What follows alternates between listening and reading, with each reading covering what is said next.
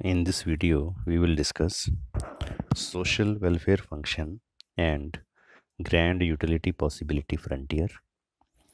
This is part 2 of the 3 videos on utilitarianism. Part 1 is related with utility possibility frontier, and part 3 explains Rawls' concept of social justice. Here in this video, we will discuss part 2, social welfare function and grand utility possibility frontier.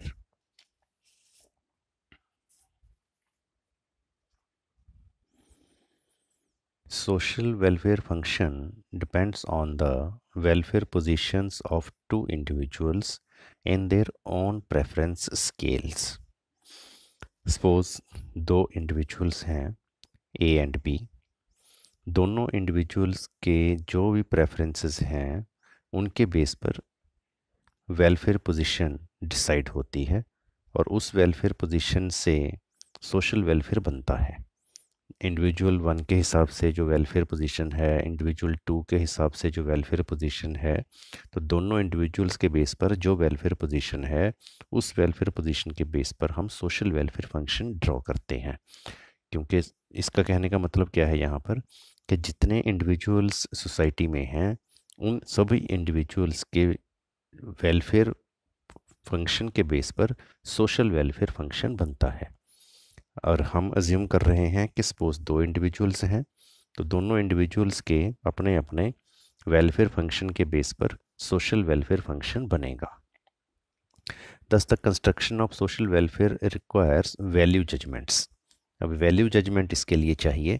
Value judgement का मतलब क्या होता है? Value की judgement, value को जज करना. It means कौन सी चीज़ को कंज्यूम करके यूज़ करके कितना वेलफेयर मिल रहा है इसकी जजमेंट करना. अब जब हम चीज़ को कंज्यूम करते हैं तो हमें सेटिस्फेक्शन मिलती है, यूटिलिटी मिलती है, जो कि एक सब्जेक्टिव कॉन्सेप्ट है जिसको कार्डिनल मेजरमेंट करना मुश्किल है. तो ऑर्डिनल बेस पर हम जब इसकी मेजरमेंट करते हैं यही एक वैल्यू जजमेंट है. Social welfare function is generally represented by the social indifference curves. Indifference curve क्या होती है, इंडिफरेंस कर्व क्या चीज़ है, ये इसके लिए हमने अलग से वीडियो बनाया हुआ है. इंडिफरेंस कर्व चैप्टर में आप देख सकते हो. यहाँ पर हम इसको बोल रहे हैं social indifference curve, each of which indicates utility combinations of two individuals which yield equal social welfare. जब हम डायग्राम बनाएंगे, जैसे ये डायग्राम है, एक तरफ लगाएंगे ए इंडिविजुअल, एक तरफ लगाएंगे बी इंडिविजुअल. ये मान लो कोई आईसी है जिसको हम welfare social welfare indifference curve बोल रहे हैं. जब वेलफेयर इंडिफरेंस कर्व बोल रहे हैं, ये वेलफेयर इंडिफरेंस कर्व क्या बताती है कि इसके हर पॉइंट पर एक बी का वेलफेयर, ए का वेलफेयर, बी का वेलफेयर, ए का वेलफेयर जैसे दिया हुआ है वो सोशल वेलफेयर सेम है हर पॉइंट पर. और higher IC represents higher social welfare, lower IC represents lower social welfare. जैसे इंडिफरेंस कर्व की प्रॉपर्टीज़ हैं, ऑलमोस्ट वही सारी प्रॉपर्टीज़ इसकी हैं. तो ये डायग्राम हम दोबारा ड्रॉ कर लेते हैं. आप भी हमारे साथ साथ इसको ड्रॉ कीजिए ताकि आपको इस डायग्राम की जो डेरिवेशन है वो डिटेल में पता चल जाए.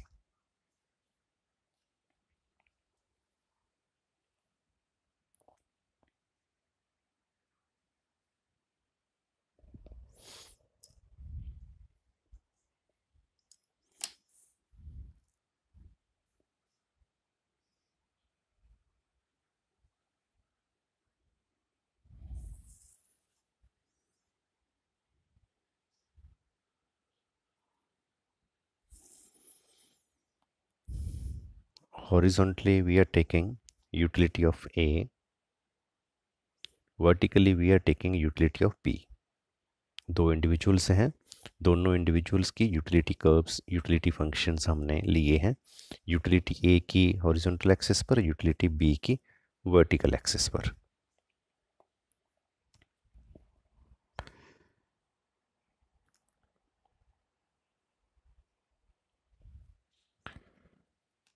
ये सपोज है ग्रैंड यूटिलिटी पॉसिबिलिटी फ्रंटियर।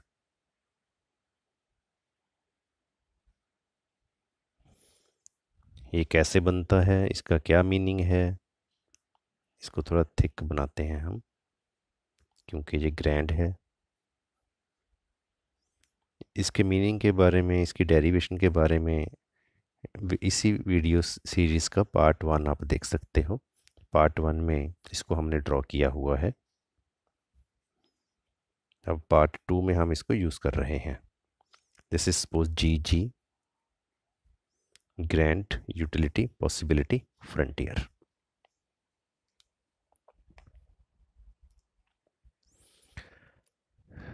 ये मान लो है सोशल इंडिफरेंस कर्व W1, जो सोशल वेलफेयर को दिखाती है। अब इस इंडिफरेंस कर्व का क्या मीनिंग है? सपोज करो ये पॉइंट है, ये पॉइंट पर बी का वेलफेयर इतना है, मान लो 1। ए का वेलफेयर इतना है, मान लो 1। ये ए का वेलफेयर है, ये बी का वेलफेयर है, तो ये सोशल वेलफेयर है। अब अगर हम ए का वेलफेयर बढ़ा दें, मान लो 2 कर दें, बी का वेलफेयर कम हो जाए, मान लो 0 हो जाए, तो ये 2 ही लगा लो। चलो, ये 2 का जो कॉम्बिनेशन है, इस पे भी वेलफेयर उतना ही है जितना यहाँ पर था। जितना सोसाइटी का वेलफेयर यहाँ पर था, उतना ही वेलफेयर यहाँ पर है। तो ये 1-1 कॉम्बिनेशन है, एक 2-2 कॉम्बिनेशन है। ऐसे ही बहुत सारे कॉम्बिनेशंस बन सकते हैं। तो सभी कॉम्बिनेशंस क्या शो करते हैं? Different combinations of utility A utility B which shows the same welfare, जिसको हम कहते हैं सोशल इंडिफरेंस कर्व। ये सोशल इंडिफरेंस कर्व का मीनिंग है। And higher social welfare curve means higher welfare. W2 पर वेलफेयर ज़्यादा है, एंड W3 पर वेलफेयर और भी ज़्यादा है, W4 पर वेलफेयर और भी ज़्यादा है। These are the social indifference curves. अब अगर हम इस डायग्राम के हिसाब से देखें, ये जो ई पॉइंट है, अगर आप इंडिफरेंस कर्व चैप्टर की वीडियोस देखो तो उसमें यहीं पर इक्विलिब्रियम बनता है। ये जो ब्लू लाइन है वो स्ट्रेट लाइन है इंडिफरेंस कर्व चैप्टर में, बजट लाइन कहते हैं हम इसको, और ये इंडिफरेंस कर्व है। तो बजट लाइन की स्लोप एंड इंडिफरेंस कर्व की स्लोप जहाँ बराबर हो वहाँ इक्विलिब्रियम बनता है। हमारे इंडिफरेंस कर्व के चैप्टर में, कंजम्पशन के चैप्टर में, यहाँ पर भी ऐसे ही बनाया हुआ है। तो ये जो पॉइंट है ई पॉइंट, ये मैक्सिमम सोशल वेलफेयर है जो हम इस ग्रैंड यूटिलिटी पॉसिबिलिटी कर्व के बेस पर ऑब्टेन कर सकते हैं, जितना हम प्राप्त कर सकते हैं। W1 लो वेलफेयर है, W2 उससे हाई है, W3 इससे भी हाई है, W4 उससे भी हाई है, पर W4 पर हम जा नहीं सकते on the basis of our given GG line. अगर GG लाइन कहीं यहाँ पर होती तो हम W4 पर जा सकते थे, पर GG लाइन जो गिवन है इसके बेस पर हम हाईएस्ट W3 पर ही जा सकते हैं। इसलिए हम इसको कहते हैं मैक्सिमम पॉसिबल सोशल वेलफेयर। और ये एक ही पॉइंट है, इसलिए हम इसको कहते हैं unique maximum social welfare equilibrium point. जबकि ये जो ग्रैंड पॉसिबिलिटी कर्व है, इसके हर पॉइंट पर प्रीटो ऑप्टिमैलिटी है। प्रीटो ऑप्टिमैलिटी क्या होती है, इसका क्या मीनिंग है, इसके लिए अलग से वीडियोस हैं जनरल इक्विलिब्रियम के, वो आप देख सकते हो। तो यहाँ पर एक पॉइंट है, मान लो J, इस पॉइंट पर भी प्रीटो ऑप्टिमैलिटी है, इस पॉइंट पर भी प्रीटो ऑप्टिमैलिटी है, क्योंकि GG ये जो लाइन है ब्लू लाइन, इसके हर पॉइंट पर प्रीटो ऑप्टिमैलिटी है। But E point is better then J because J is on the W1 lower indifference curve E is on the higher indifference curve. It means higher welfare at E than J. J के comparative E के ऊपर welfare ज़्यादा है, इसलिए हम इसको कहते हैं पॉइंट ऑफ ब्लिस। ये जो पॉइंट है E point, this point is known as point of bliss. Bliss का क्या मीनिंग होता है? ब्लिस का मीनिंग होता है perfect happiness, means best point, जहाँ पे वेलफेयर सबसे ज़्यादा है, मैक्सिमम पॉसिबल। तो ई पॉइंट और पॉइंट ऑफ ब्लिस क्या कुछ बताता है हमें? एक तो ये बताता है कि गुड्स यूनिक इक्विलिब्रियम है, गुड्स का प्रोडक्शन यूनिक है, कितनी एक्स पैदा करनी है, कितनी वाई पैदा करनी है, वो एफिशिएंट है, क्योंकि ये जीजी लाइन पर है, प्री टू ऑप्टिमलिटी लाइन के ऊपर है। और जितनी एक्स हमने पैदा की, जितनी वाई हमने पैदा की, वो ये दोनों जो इंडिविजुअल्स हैं ए बी, इनके बीच में उसका डिस्ट्रीब्यूशन भी पूरा परफेक्ट है, ऑप्टिमम डिस्ट्रीब्यूशन है। दो गुड्स दो इंडिविजुअल्स के बीच में बड़ी अच्छी तरह से डिस्ट्रीब्यूट हुई है। ए के पास भी एक्स वाई है, बी के पास भी एक्स वाई है, जितनी ए के पास एक्स वाई होनी चाहिए उतनी है, जितनी बी के पास एक्स वाई होनी चाहिए उतनी है। कोई फर्दर एक्सचेंज का इनको बेनिफिट नहीं है। It means Edgeworth contract curve के ऊपर हैं दोनों। अब ये जो हम बोल रहे हैं कि एजवर्थ कॉन्ट्रैक्ट कर्व है, ऑप्टिमम डिस्ट्रीब्यूशन है, इसके लिए आपको इससे पहले वाले वीडियोस देखने पड़ेंगे, फिर आपको ज़्यादा क्लैरिटी हो जाएगी। और जितना भी ये प्रोडक्शन हो रहा है दो गुड्स का, एक्स का वाई का, उसमें भी प्रोडक्शन करने में फैक्टर कॉम्बिनेशन पूरा बेस्ट लगा हुआ है। एक्स को पैदा करने के लिए कितनी लेबर कैपिटल लगानी चाहिए, वाई को पैदा करने के लिए कितनी लेबर कैपिटल लगानी चाहिए, वो भी ऑप्टिमम एलोकेशन हुई है। इसलिए हम कहते हैं कि ये जो पॉइंट है वो बेस्ट पॉइंट है। यहाँ पर एक जो इम्पॉर्टेंट चीज़ है इस डायग्राम में, अगर हम समझें, प्रीटो ऑप्टिमलिटी अगर हम देखें, इस ब्लू लाइन के ऊपर प्रीटो ऑप्टिमलिटी है, तो ब्लू लाइन के किसी भी पॉइंट पर प्रीटो ऑप्टिमम पॉइंट हम उसको कहेंगे।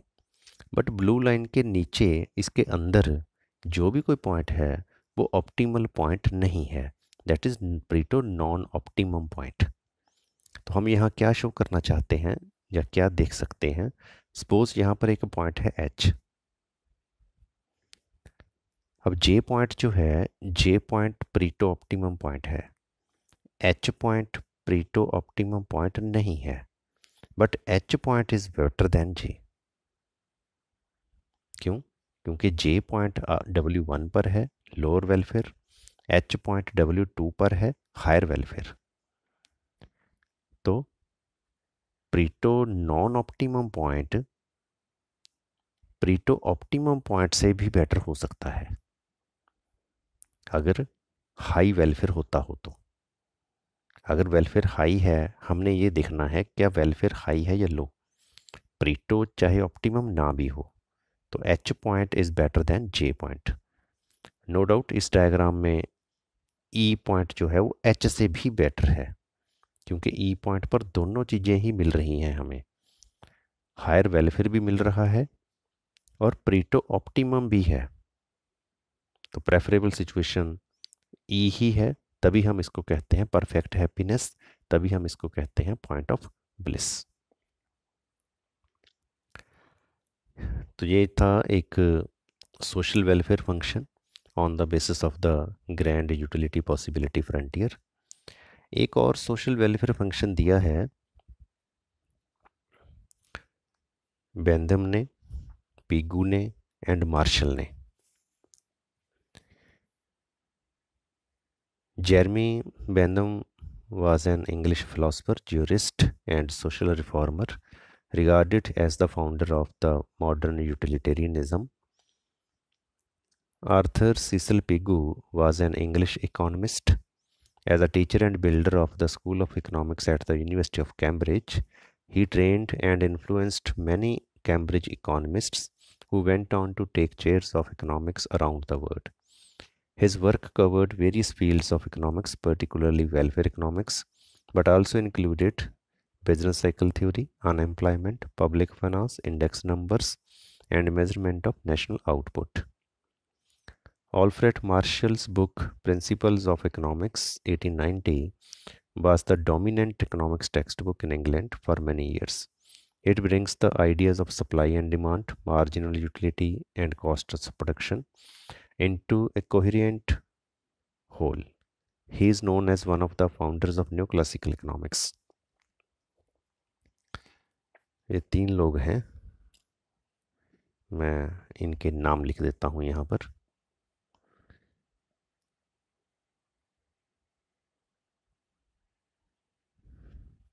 जेरमी बेंथम,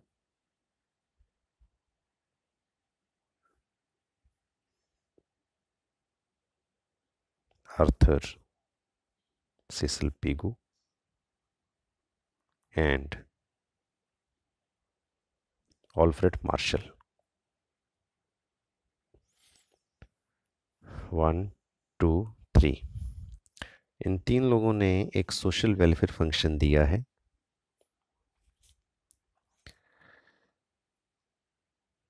इन तीनों के अकॉर्डिंग इन्होंने दिया है जो सोशल वेलफेयर फंक्शन, वो दिया है कार्डिनल यूटिलिटी के बेस पर.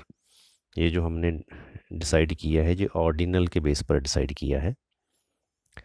कार्डिनल के बेस पर अगर हम डिसाइड करेंगे तो उसमें क्या होगा, इसमें पहले तो ये जो ग्रैंड यूटिलिटी कर्व है वो ऐसे नहीं बनेगा, जिगजैग वाला बल वाला, वो स्मूथ बनेगा. ये हम बनाएंगे, ऐसा बनेगा जो स्मूथ प्रोडक्शन पॉसिबिलिटी कर्व की तरह. क्योंकि अब क्वांटिटेटिव मेजरमेंट पॉसिबल हो गया यूटिलिटी का, कार्डिनल मेजरमेंट हो गया जो इन तीन लोगों ने दिया है.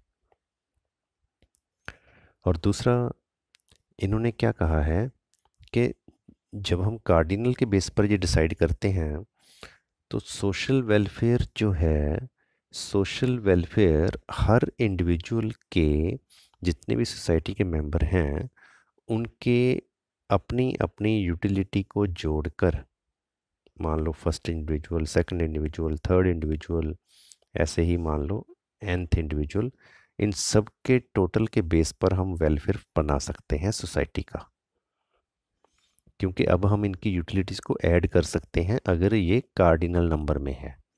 ऑर्डिनल नंबर में हम इसका एडिशन नहीं कर सकते, क्योंकि ऑर्डिनल नंबर जो होते हैं वो सिर्फ प्रेफरेंस को बताते हैं, फर्स्ट सेकंड थर्ड ऐसे नंबर होते हैं वो. पर ये जो होते हैं कार्डिनल, ये होते हैं जैसे 1, 2, 3, इस टाइप के नंबर होते हैं जिनको हम ऐड भी कर सकते हैं.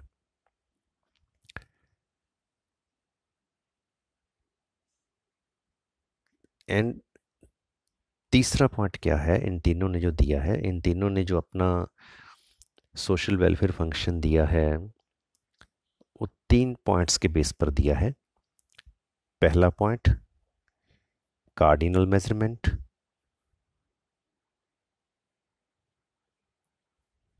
Of utility.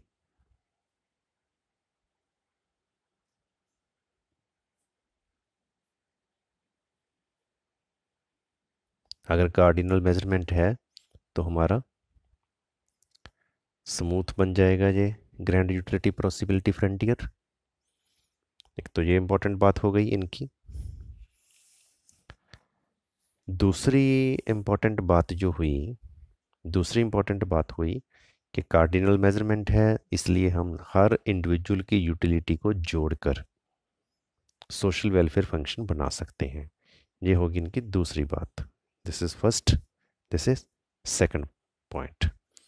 थर्ड पॉइंट जो इन्होंने दिया है, इन्होंने ये कहा है कि अगर हमें मैक्सिमम सोशल वेलफेयर अटेन करना है, मैक्सिमम सोशल वेलफेयर, तो आप सोचो मैक्सिमम सोशल वेलफेयर कैसे होगा when there is equal distribution of income.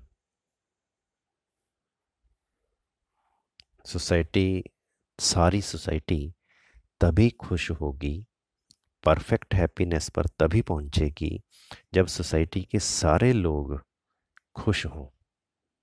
It means सभी लोगों के पास बराबर इनकम हो, इक्वल डिस्ट्रीब्यूशन ऑफ इनकम हो। तो ये तीन शर्तें हो गई। यूटिलिटी का हम कार्डिनल मेजरमेंट करें, सारी लोगों की यूटिलिटी को ऐड करके सोशल वेलफेयर बना लें, और इनकम डिस्ट्रीब्यूशन जो हो वो इक्वल हो। तो अगर इनकम डिस्ट्रीब्यूशन इक्वल होगा तो उस केस में जो इंडिफरेंस कर्व बनेगी, सोशल इंडिफरेंस कर्व, वो भी परफेक्ट सब्स्टिट्यूट टाइप ही बनेगी, ऐसी ऐसी कर्व शेप नहीं बनेगी। क्योंकि जब इक्वलिटी है, अब यहाँ पर क्या है, यहाँ पर अगर आप देखो ए को यूटिलिटी मिल रही है इतनी का बस, और बी को यूटिलिटी मिल रही है इतनी ज़्यादा। और अगर हम दो दो नंबर वाला पॉइंट देखें, 2 नंबर वाला पॉइंट क्या है, ए की यूटिलिटी है इतनी ज़्यादा, बी की यूटिलिटी है यहाँ से लेके यहाँ तक बस, पर सोशल वेलफेयर जितना यहाँ पर है उतना ही यहाँ पर है, सोशल वेलफेयर सेम है। तो इंडिफरेंस कर्व यहाँ पे कर्व शेप है, क्योंकि एक इंडिविजुअल के पास कम चीज़, दूसरे इंडिविजुअल के पास ज़्यादा यूटिलिटी अगर हो तो भी हम कह सकते हैं कि ये वेलफेयर सेम है। क्यों? क्योंकि यूटिलिटी को हमने ऑर्डिनल नंबर में मेज़र किया है, कार्डिनल में नहीं। बट यहाँ पे अगर हम कार्डिनल नंबर में इसको मेज़र करते हैं तो दोनों इंडिविजुअल्स के पास बराबर पॉइंट पर ही ये वैल्यू आनी चाहिए। तो जितना इसका हम ये इंक्रीज करेंगे उतना ही इसका हम डिक्रीज करेंगे पोर्शन। इसमें हमने क्या किया था, इसमें ये बराबर होना ज़रूरी नहीं है, और इनकी जो स्लोप होती है वो स्लोप होती है परफेक्टली 1। -1 हमने इसलिए लगा दिया क्योंकि ये नेगेटिव स्लोप है, तो इनकी परफेक्ट 1 स्लोप है, जैसे परफेक्ट सब्स्टिट्यूट में होता है। तो इन चीज़ों के बेस पर इस डायग्राम को और इस डायग्राम को अगर हम एक एक्सेस पर बना दें, वो बन जाएगी हमारा ये न्यू टाइप का सोशल वेलफेयर फंक्शन, और you can say social welfare curve. तो ये कैसे बनेगी दिखने में,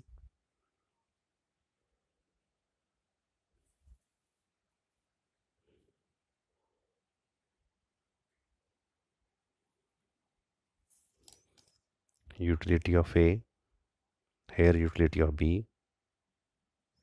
अब ये कार्डिनल यूटिलिटी है, नॉट ऑर्डिनल।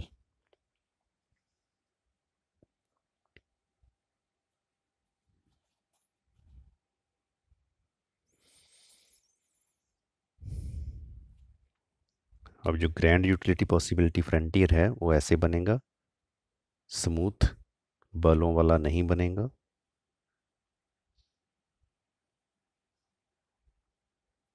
सपोज ये है हमारा जी जी, ग्रैंड यूटिलिटी पॉसिबिलिटी फ्रंटियर, और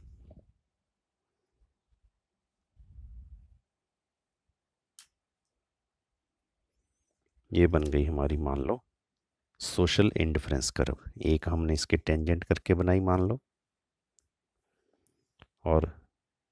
और भी हो सकती हैं जी।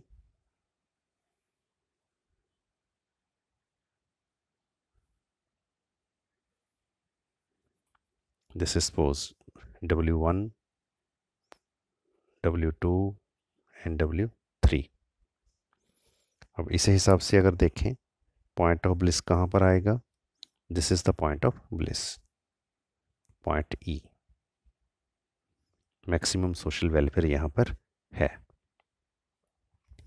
This type of welfare function is given by Jeremy Bentham, ACP Gu and Alfred Marshall on the basis of the cardinal measurement of utilities. But on the basis of ordinal utilities वो ये वाला social welfare function है। अब दोनों में difference क्या हुआ, एक तो grand utility possibility curve smooth बन गया, दूसरा आईसीज जो हैं वो परफेक्ट सब्स्टिट्यूट की तरह स्ट्रेट लाइंस बन गई। This was about the social welfare function and grand utility possibility frontier. For complete analysis of utilitarianism, you must watch all the 3 videos. Thank you. Thanks for watching this video.